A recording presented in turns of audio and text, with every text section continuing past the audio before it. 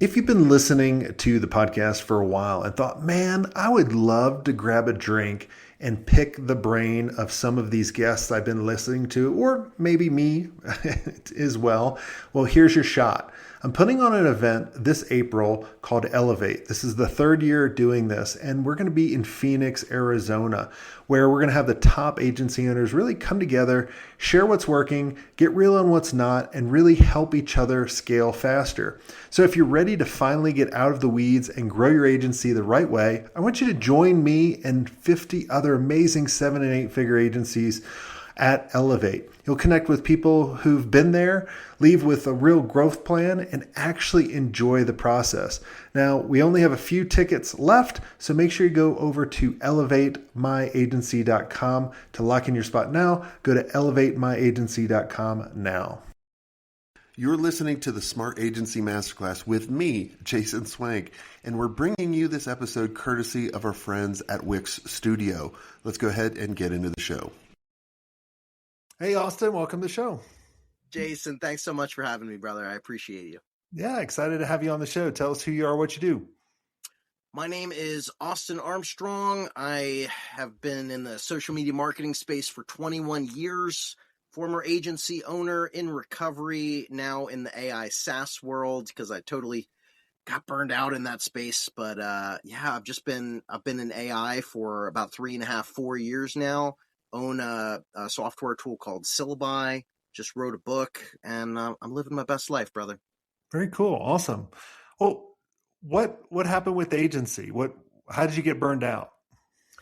Yeah, I mean, 12 years in agency world. I worked my way up from a unpaid intern to a paid intern to a part-time employee, full-time employee running that agency. Achieved a lot in that space, started my own agency about 7 years ago. That's when I started to grow my personal brand online. And it did really well for a while, but I just ended up not being able to deal with the emotional roller coaster personally so we were organic focused. We didn't do any sort of paid advertising. And there's really high highs where we had some months where we have amazing new clients in. We're on top of the world. The company's profitable. We have to bring in new employees in order to fit the demand. And then 2 or 3 big clients that are, 40, 50, 60% of your monthly revenue churn for whatever reason. Their contract runs up. They're not happy and find an opt-out in the contract agreement for some reason.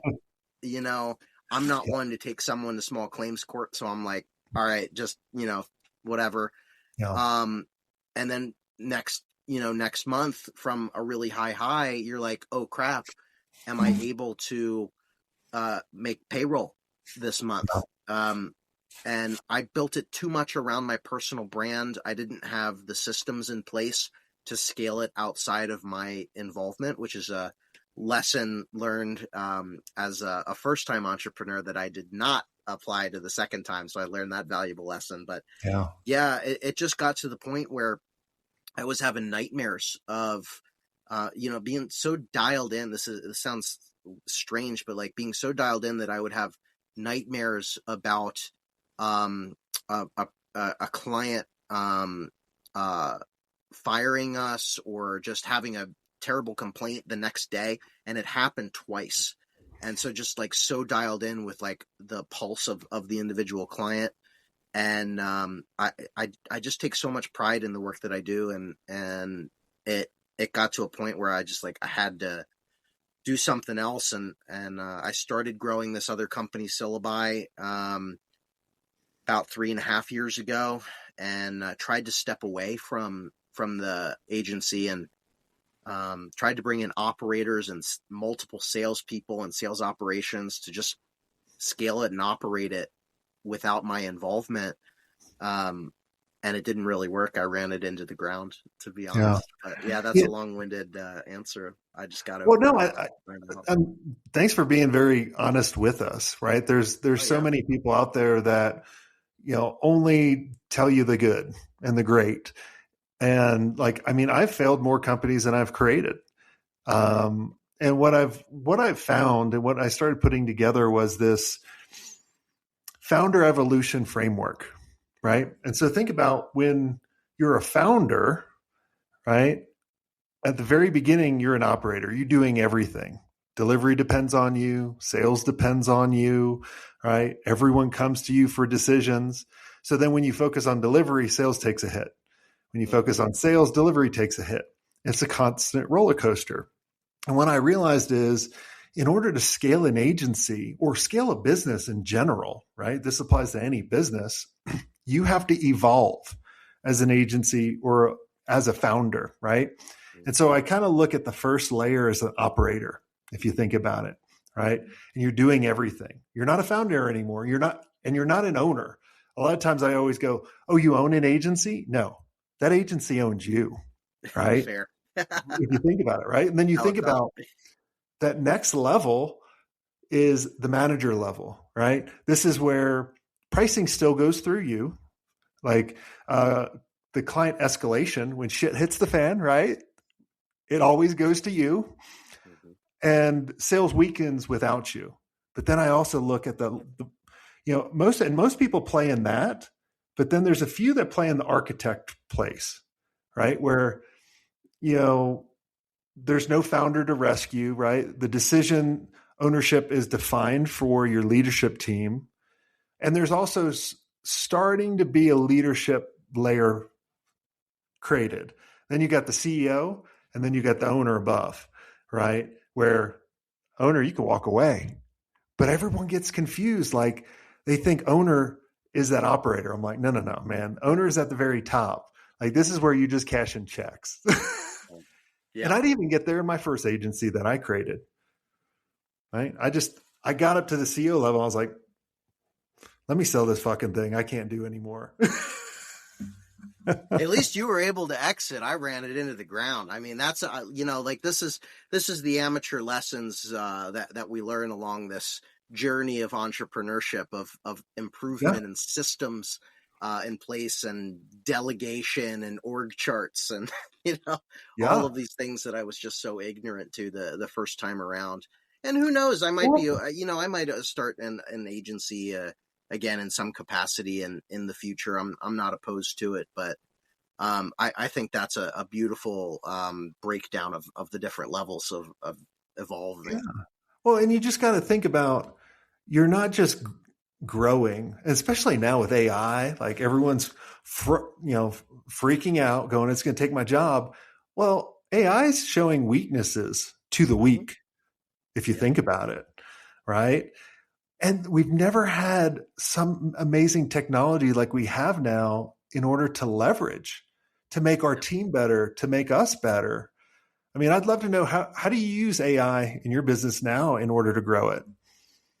Oh gosh, in every capacity. I mean, we as an organization have all of the LLMs, the pro plans of it for communication, for automations in our Slack channel. We have all sorts of automations when a new user signs up, and it sends an automation in our Slack channel, and then after 3 months, it scans all of the information about their user journey and qualifies them, so it gives us more information of those users, so we can reach out and nurture them even more.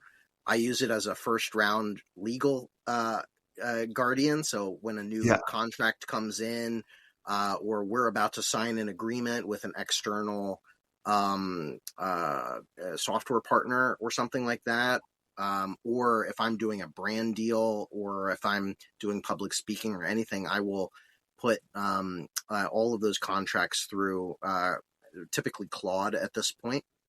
Do you like Claude better at this day? It's always an arms race. I mean, I'll be frank, the last couple of weeks to a month maybe, I haven't been using ChatGPT as much. I've really leaned more into Gemini and Claude for a lot of different things. I've been using OpenClaw a little bit for some automations. I mean, my whole company is AI based, so we use AI on the back end of everything that we do and almost every component of what we do. And then I've been really into the vibe coding space for a while as well. So we vibe code demos or MVPs of designs Mhm. before we develop them. So that we do user interviews with those designs, and we have mock-ups and discuss them in a team before we even bring it to users.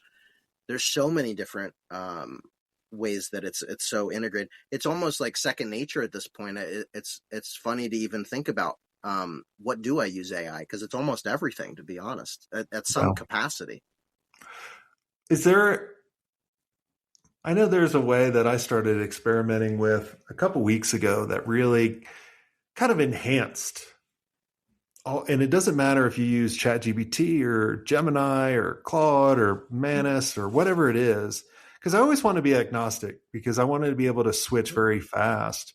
One Yeah. of the things I started doing, I came up with this term because I wanted to create this ultimate, and I don't want to say it's just a prompt, but it's like a document. It's an AI operating brief, and it tells what the AI model everything about my company, who we go after, what do we stand for, branding, everything, just so I don't have to educate the damn thing every single time. And it was amazing the amount of time it saved me. But then when I could translate that to the rest of the team, now they didn't have to come to me for the knowledge. I wasn't the bottleneck anymore. Yeah. Do you guys do anything like that within the company?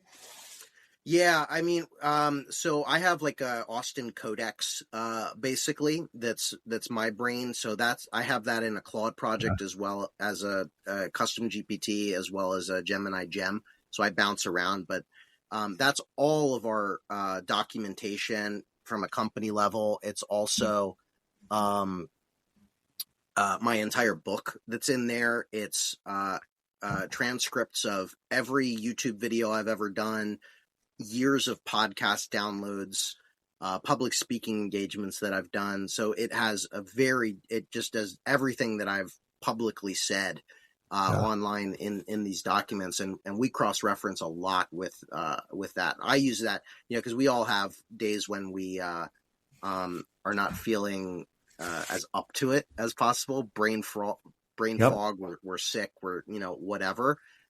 So I use that as a personal tool, but we use that as a company tool as well. A lot of our employees actually reference that. Well, and it makes like we've done the same thing, and it's amazing the things I forgot. Yeah. Right? Like I'm like, oh, I forgot about like because we load up all our success stories. We Mm-hmm. load up all the data we have over the past 13 years of our, the podcasts, all the data from clients' biggest challenges that people have told us, all our CRM data, everything's loaded up in all of those tools. And I'm like, man, this is better than me. Like I can, I can go hike the mountain or, I can go skiing. And it's amazing how much freedom you actually get back.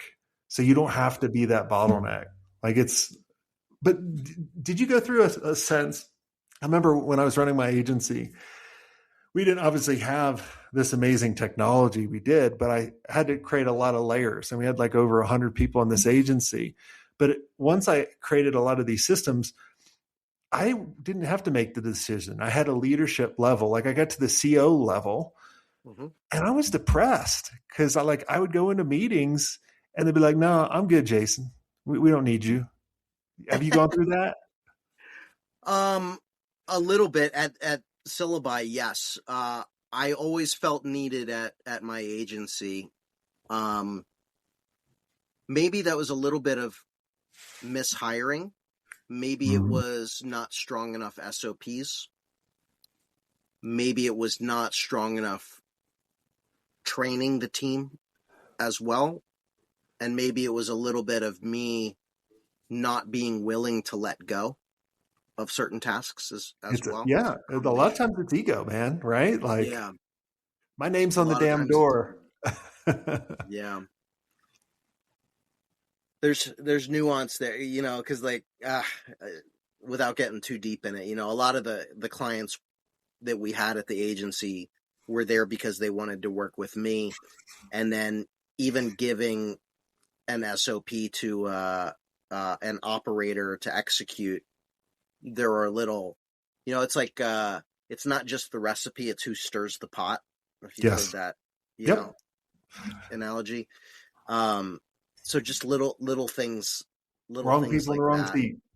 Yeah.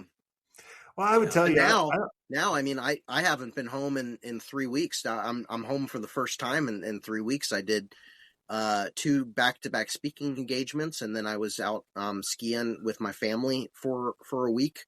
I taught my nephew to ski for the first time, which was amazing, out in Mammoth.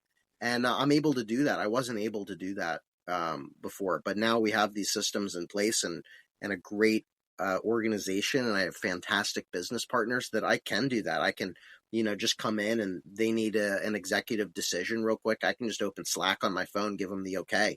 Boom. If I need to jump on a Google Meet call or something, or for a project check-in or something, I can do that. But I also have the freedom to be able to take 2 weeks off and the business not break.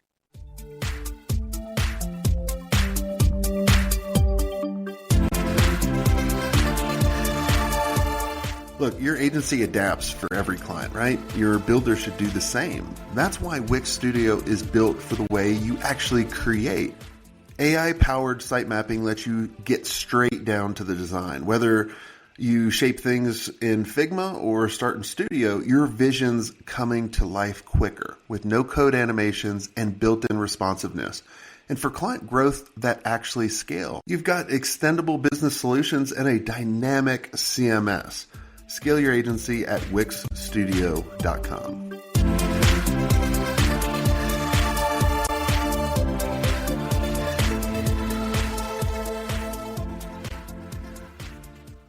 Yeah. I mean, that's, one of the things I always tell people is like, if you want to figure out what your first bottleneck is that you need to fix, is ask the question, if I went vacant for 30 days, what's going to be piling up or what would break? Yeah. Right? Is it sales? Is it ops? What is it?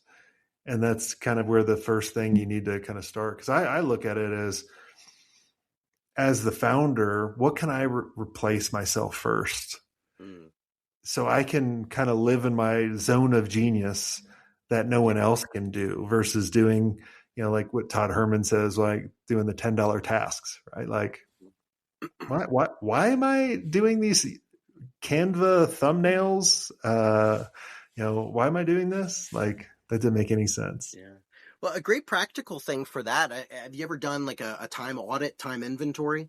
It's one of my favorite things ever. Like this, the concept of that really just changed my life, personally and in business as well. Kind of that $10. I don't know how often you've talked about it on this podcast, probably a ton over the years. No, talk about how you do it, because that's what I love about the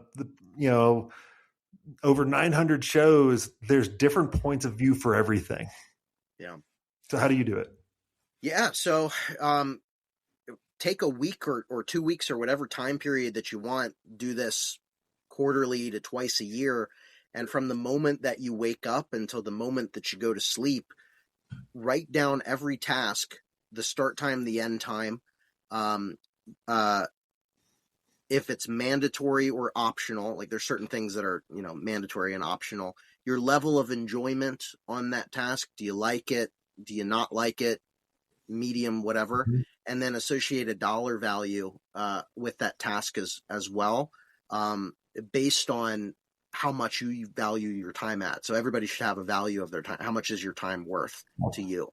And then as you go through this process, you're going to notice, oh my gosh, I just spent, 30 minutes doom scrolling on TikTok. Or like you said, why am I spending, an hour creating this thumbnail in Canva right now? Or, looking at all of those little nuances to do more of what you enjoy and less of what you don't enjoy, and more of the things that are a higher ROI of your time. Yep. And so there's certain things that I could outsource. I could have an AI tool or an automation or a virtual assistant do, but I enjoy them. And so I look at the tasks that I really don't like to do and that take a lot of my time, and I outsource that. So just a couple examples. I mean, I have an executive assistant that she manages my emails now. She manages my calendars. She books my flights and my hotels for me, and she sends me a report every morning of this is what your day looks like. So I don't have to go in and check my emails. If there's something urgent, she's just like, go respond to this. Okay, I can pop in real quick. So I'm not spending that hour every morning checking my emails, looking at my calendar of all of the meetings and whatnot. I have it in a consolidated way. And she messages me on Facebook Messenger because that's where I spend most of my time. So I just log in on Facebook every morning, and I have my full day report there. I'm not looking at cross-referencing hotels and flights. She has the whole SOP for everything. Just saves me so much time, so that I just get to show up and talk and nerd out about some of this stuff like this. One thing you should look at in Gmail, if you use Gmail, I think everybody uses Gmail. There's a new feature in there that will summarize your calendar, Ooh. your emails all coming in each day. Oh, I love it. Oh, that's And great. Where is part of that? What's that Gmail. called? Let me look. That's That's a Gemini thing, huh? It's called Studio. Oh, heck yeah. So yeah, it's really pretty neat. You can say summarize, and you could tell it everything. It's almost like a little AI agent built into Gmail. Oh, that's awesome, can, man. That you Heck can yeah, enable. And I just started using it because I got a notification maybe a couple days ago. And like every Friday, I always go do something epic. Like we'll go canyoneering or rappelling off a mountain or climbing a mountain or skiing or whatever it is. Yeah. And so I always hate that I can't, I have to set up the autoresponder each time. So now I can tell it every Friday if someone emails me, email them, be like, I'm out on the mountain or in the desert doing something epic. Go check out this video. Hope you're there. You need to create systems too. or That's whatever great. it is, right? And I love that just as a personal life hack. So you just take Friday off every week and you're like, I'm going to just do something epic. We call it Epic Friday. Dude, so good. That's a great life hack, man. Yeah. I love that. And you just make a rule. I always tell my friends, and most of my friends don't break it other than the ones that go with me. But it's like you create a rule. You never book a meeting on Fridays. So we can always do something unless we're hurt or, sick or whatever. We're going to do something like that's it. You got me. I'm moving out to Colorado. You should, man. Life. You can go with us. Like Epic Fridays. This Friday, we can't go in the backcountry because there's too much Avi dangers right now. So we're like, we're going to go to the mountain, but my buddy has to ski backwards the whole day, and I have to ski goofy foot. I'm normally regular on the snowboard. So we're like, we'll see how much we can get punished. I want to switch focus a little bit. Sure. Talking about kind of you helped a traditional marketing agency kind of change their tactic a little bit, doing AI powered content system. Can you explain that a little bit? Yeah. So you mean Syllabi? Yeah. Yeah. So the whole reason I came up with Syllabi, frankly, is because one, I was burned out and I still wanted to help people, but I saw the writing on the wall with AI that a lot of the systems and processes and things that I was doing will soon be able to be completely automated. And do I wait for that to happen while I'm in this position that I'm just not enjoying my life and my job at this point? Or do I place a bet as a early adopter in this new technology, try and lead the charge, potentially cannibalizing my agency? And that's the decision that I made. And I talked to a lot of my clients when at the agency. I talked to a lot of business owners online. Service-based business owners was primarily who we served. And I looked at what the main problems were around why they hired an agency in the first place, why they needed an agency. And the problems that I came up with is that they know they need to create content for social media for discoverability, but they don't know what topics to create for organic. They don't know what to say on camera. They sometimes don't like being on camera. It's like pulling teeth to get them to Yeah. record videos half the time, even if they've signed with you. They need help staying consistent and accountable. They don't know how to do video editing or have an interest. They don't have time to schedule and publish and track all of the results. And also, they might not even have the money to hire an agency, but they still have something that they need to share with the world and get their expertise out there. And so we just step by step, one by one, looked at how we can automate all of those processes using software and using AI. And that's why I wanted to create Syllabi at a high level. And this is not really replacing agencies. I think it's more of a starting point for a new business owner or an agency that wants to offer an AI solution for their clients to create supplemental content in between the other content that they're already creating. There's a lot of different variations and benefits. But one of the things that we do from the first step is we have an idea discovery engine. Think of it like a SEO keyword research tool. You enter in a topic or a keyword or a problem, and it shows you all of the questions that your prospective leads and customers are searching for with all of the data behind it. I'm a big SEO nerd, so basically like a SEMrush Ahrefs type tool. Type in a Yeah. keyword and get the whole long tail keyword question, and then from one click you can generate a video script on that. I've written well over 10,000 video scripts myself for a lot of different clients, so it's based on my frameworks That's cool. of video scripting. And then it creates the video for you. There's a lot of different ways that you can create the videos: B-roll, AI generated imagery, AI generated videos. I wanted to make it even agnostic outside of AI. So we have a video editor in there. So if you just want to find topics and That's have the cool. script or an outline, you can edit the video yourself and then connect all of your social media pages, multiple pages for each platform, schedule, set it and forget it. And it basically automates a lot of what I was doing at my agency. And it's been an awesome journey, man. That's cool. Yeah, I did a challenge to our mastermind community about a month ago. I said, I want you guys to create a video a day. It doesn't have to be professional. It just has to be on one topic. And this is what I'm going to challenge everybody listening to right now. Like, and you guys have started to see our content for that, where I just said, what's a theme of one show I could do just for a short that I post on Instagram or YouTube? And I was like, if I had to redo the agency, what would I do over again? And that's how I started every video. It was literally 30 seconds. I'd do it when I was walking my dog in the morning up the street. I'd just be like, if I was going to start my agency again, this is what I do. Audio is probably bad, or I know it's bad, like, because it's not with this professional mic or the studio, but it didn't matter. It was just like, just create that content, get in that rhythm. And like, I like that you have that software because it gets people started, right? Yeah, so many people have a hard time knowing where to start. So congrats, on starting that. And man, Austin, it was great catching up with you. I know we hung out in Austin, not too long ago at the Western themed night at Driven.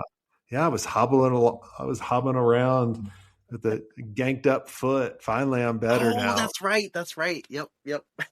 Yeah, I was like, well, who's this guy wearing a sneaker and a Croc? Like, what kind of idiot is this? I'm like, well, I can't put a shoe on because my foot's so ganked up.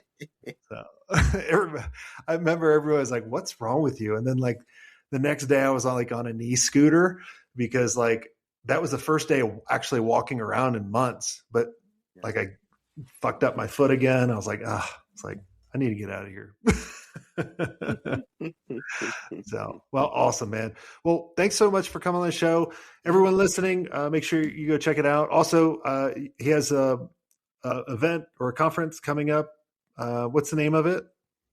Yeah, AI Marketing World. It's going to be in Cool. Dallas, Texas, October 21st through 24th. All things AI and marketing. And I also just published my first book called Virality. So if you're interested in diving a Cool. little bit deeper and all this nerdy stuff, I hope this book will help you out. Awesome. Well, thanks for coming on the show. And everyone, listen, if you want to be a part of our community, go to agencymastery.io. And until next time, have a swank day.